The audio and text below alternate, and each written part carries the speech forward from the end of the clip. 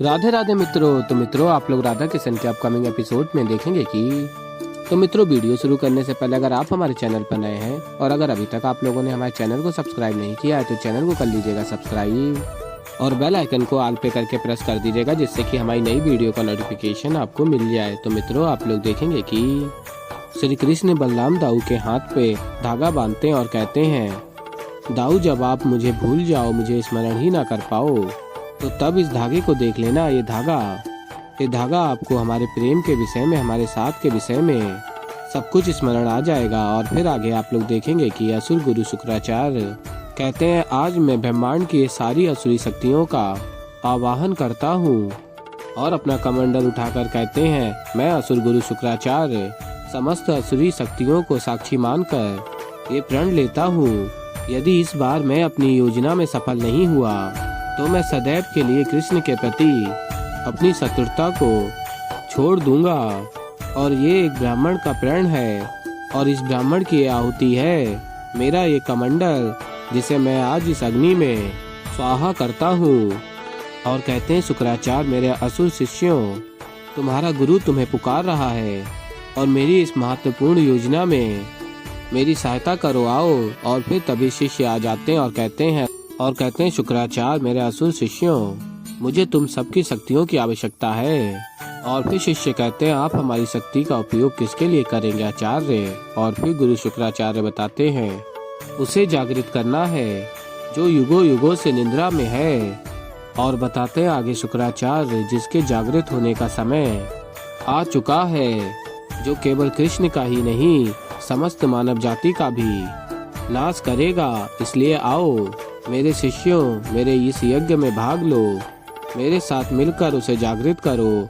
और फिर गुरु शुक्राचार्य अपने शिष्यों के साथ मिलकर यज्ञ कर रहे होते हैं। और फिर मित्रों, आप लोग आगे देखेंगे कि देवी पार्वती कहती हैं, ये क्या हो रहा है महादेव, इस अस्थिरता का कारण क्या है?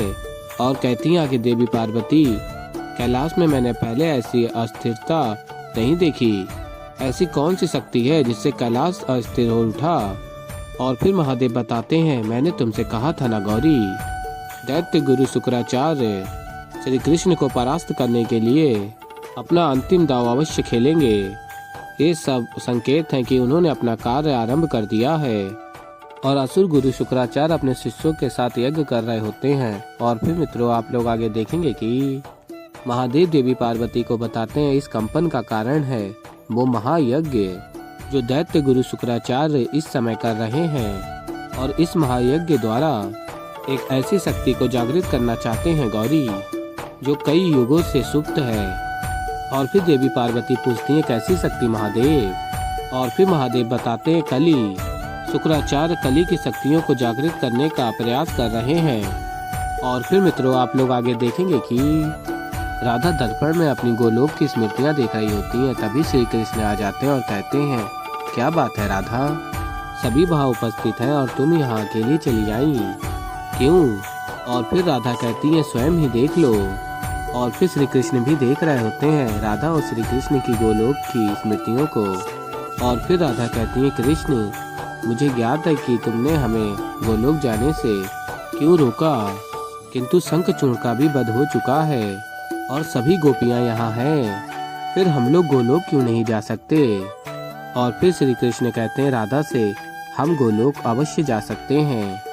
और फिर राधा प्रसन्न हो जाती है और कहती है, सत्य में? और फिर श्री कृष्ण कहते हैं, सत्य में मैं तुम्हारे साथ चलने के लिए सज्ज हूँ, बस उससे पूर्व एक बार इस संसार को हमारे प्रेम की आवश्यकता है राधा, तत्पश्चात हम चलते हैं। और फिर राधा कहती हैं, किंतु यहाँ सब ठीक ही तो है, कोई समस्या नहीं है, और जिस प्रेम की तुम बात कर रहे हो, यहाँ कोई उसे स्मरण ही नहीं करने वाला, तो क्यों रुके हम यहाँ? और फिर श्री कृष्ण कहते हैं, ठीक है, फिर एक छोटा सा कार्य करो, छोटा सा किंतु है ये बहुत महत्वपूर्ण कार्य।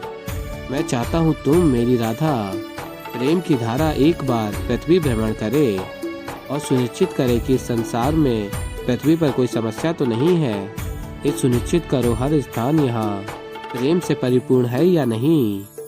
यदि तुम्हें ऐसा लगता है कि अब इस संसार को हमें और हमारे प्रेम की आवश्यकता नहीं है, तो हम दोनों गोलोक के लिए प्रस्थान करेंगे ये तुम्हारे कृष्ण का वचन है। और फिर राधा कहती है ठीक है, यदि मुझे लगा कि यहाँ पृथ्वी पर हमारी कोई आवश्यकता नहीं है और प्रत्येक मनुष्य में केवल प्रेम ही प्रेम है, तो तुम अवश्य चलोगे ना, अपना वचन तो नहीं भूलोगे। और फिर श्री कृष्ण कहते हैं क्या मैंने कभी अपना वचन तोड़ा है? फिर राधा आगे कहती हैं तो ठीक है, मैं पृथ्वी पर भ्रमण करके आती हूँ। और फिर राधा वहाँ से चली जाती हैं। और श्री कृष्ण कहते हैं अब जब तक तुम पृथ्वी भ्रमण करके लौटोगी तब तक ये पृथ्वी ही नहीं समस्त युग का परिवर्तन आरंभ होगा राधे।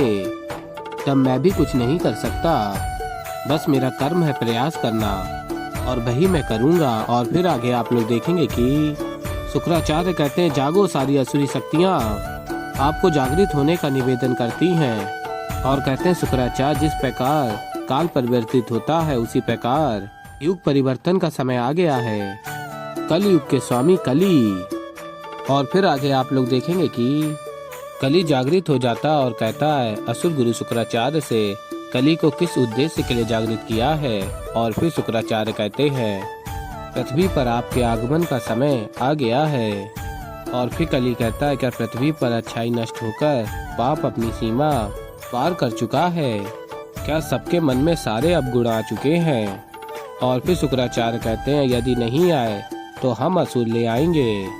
और फिर कली कहते हैं असुर गुरु शुक्राचार्य आप तो जानते ही हैं कि जब तक सभी मनुष्य के मन में क्षत्रिय पूर्ण अर्थात उन सभी 6 गुणों का वर्चस्व नहीं हो जाता तब तक मैं अपने भौतिक रूप में पृथ्वी पर अवतरित नहीं हो सकता। और फिर असुर गुरु शुक्राचार्य कहते हैं सत्य ये है कि संसार की नियति है, जब कृष्ण का अंत होगा तब आपके युग कलयुग का आरंभ होगा इस पृथ्वी पर। और कहते हैं आगे शुक्राचार्य इसका विपरीत अर्थ ये है कि आप जब इस पृथ्वी पर आएंगे तो कृष्ण की पराजय निश्चित है और दोनों ही स्थिति में आपकी विजय है। इसलिए मैं शुक्राचार्य आपके पृथ्वी पर आगमन के लिए मार्ग बनाऊंगा। और फिर कली कहता तो सज्ज हो जाइए, उससे मिलने के लिए जो 6 गुणों का आप स्वामी है, मैं सदा उसका मार्गदर्शन करूंगा और वो 6 अवगुण सब में समा जाएंगे तो मैं पृथ्वी पर आऊंगा। तब होगा द्वापर युग का अंत और कली के कलयुग का आरंभ। और फिर आगे आप लोग देखेंगे कि देवी पार्वती महादेव से कहती हैं यदि कली अपनी योजना में सफल हो गया तो समस्त मानव जाति का विनाश निश्चित है, हमें इस आपदा को किसी भी भांति रोकना होगा।